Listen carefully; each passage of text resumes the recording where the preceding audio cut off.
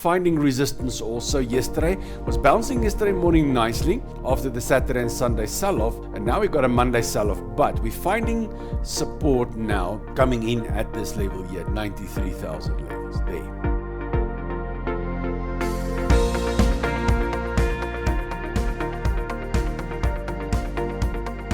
Hi everyone, welcome back to another trading day. It's Tuesday, 26 November 2024. Today I'll be trading long on the US, the yen and the Swiss, and short on the New Zealand, the pound and the euro. Let's look at the dollar index. Wow, what a bouncy stuff.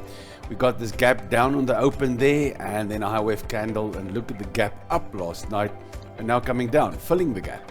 So quite hectic, really directionless. If you move this to a weekly chart, which is still early in the week, you just see a high wave candle there. So this is what could happen this week, because the market is now broke to a new high, finding resistance at 1.618 and now stalling, and they don't have what to do. So this could still be a fade for a leg down the page. I'm not sure. If you look at the strength of the yen last night and you see how the dollar is actually losing against the yen, then it's possible. But as long as we can stay above this high here, let's say on a weekly close, I think it still stays bullish. So I have to still be long on the dollar, but I'm getting cautious a little bit. If we look at gold here, gold definitely selling off heavily at that mercy run I showed you last week. The mercy run is say, if you're in trouble on gold, this is the period, the place to get out on, or lighten up at least heavily. So yeah, I don't know who's in what situation. However, big black candle coming down. I won't short this. Well, although it's a bearish engulfing, the trend is coming down, so shorting this is not wrong. It's just me personally, I don't short gold. But for any gold bear, this is most likely some form of an entry back up to this halfway mark here. That's the area, that's the zone to look for some shorts with any stop loss up there, right? So Bitcoin finding resistance also yesterday, was bouncing yesterday morning nicely after the Saturday and Sunday sell-off, and now we've got a Monday sell-off, but we're finding support now coming in at this level here, 93,000 levels there. Right, so that was the logical support level. Will it hold? That we will see. Time will only learn that. But we did come back down to that resistance level there. If this can hold, this is very powerful, very strong. If we can hold this level, we can run up on a strong candle breaking to a new high. I guess the 120 is up on the charts. You can see here the 120 levels coming in there at the 1.618 I showed yesterday of this big swing. This is going to be very, very strong if it bounces off this level. Before we continue, thank you for today's sponsor again, Incasu.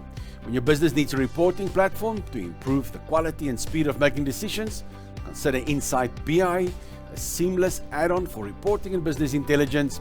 Insight BI is an all-in-one, cloud-based 24/7 reporting solution. For more info, check out the link in the description. Then moving on to the currencies, the pound US. I gave this one to you yesterday, and yesterday morning it did touch the level there, the structure there, then a nice bearish engulfing and giving us the opportunity to sell short in there, plus then the halfway mark. So very nicely on the short. Targets wise, so the risk on this trade is roughly 60 or so. We need about 120, which would bring us down to a new low. And the Fibonacci swing, if I look at this last directional swing here, the 1.27 will come in at these lows there. In the history, I don't see that much, but there's a little bit of a level there, so nothing wrong using the 1.27. So that'll give us a very nice reward then of about 120. And for a 60 pip risk. That's good enough for me. I'm happy with that. You can see here, pound definitely bottom of the pile. Dollar still very strong. However, yen has got all the sparkle now. But I still want to be short in the pound, and this gave me an opportunity there. Then the pound Australian dollar, busy setting up. Structure there at 61% pound, and you can see here the Aussie. Neutral, not after that, but I'm after this pound short. And if this candle can close by lunchtime, very nicely below the halfway mark, that's what I'm looking for. This candle close halfway mark, that's what I'm looking for. that would make it a dark cloud cover with a very nice long upper shadow, which is not as great as that because I have to put my stop up there. And with the pound Aussie spreads are quite big, so you have to give some slippage there, at least up to 15 pips there. So then we will see. But let's see first. Very nice entry would be a close below the halfway mark or even lower. And the New Zealand yen. New Zealand yen dropped, very nice drop last night. New Zealand red zone. Yen all the sparkle, so I want to be short here, but I'm going to have to get a retest here of structure there at 50-61% level. If I get the retest there and a nice strong counter reversal, I'll then definitely consider some shorts. Then the US CAD. Big run up the page. My mentoring group, we've got a long year, and on an end of day chart, we brought it down here, and it missed my target with 1 or 2 pips up there, unfortunately. But all right, we will sit tight with that. But a very nice strong run against the CAD dropping like a rock. So I would not do anything here. It's starting to turn bullish. Highly unlikely that we will see this today, but if it gets back to this level here, you see this little triple bottom here, very nicely done. So that's a strong level at 61% level, slightly below, but I'm willing to give that up for this pattern here. As long as that can stay blue by the time we get the retest. This is definitely going to be something I'm watching, because you can see the dollar still very strong, but CAD losing speed. It was on the stage number 1, and overnight it came down to neutral, and it's busy pushing for that red zone. So we will see.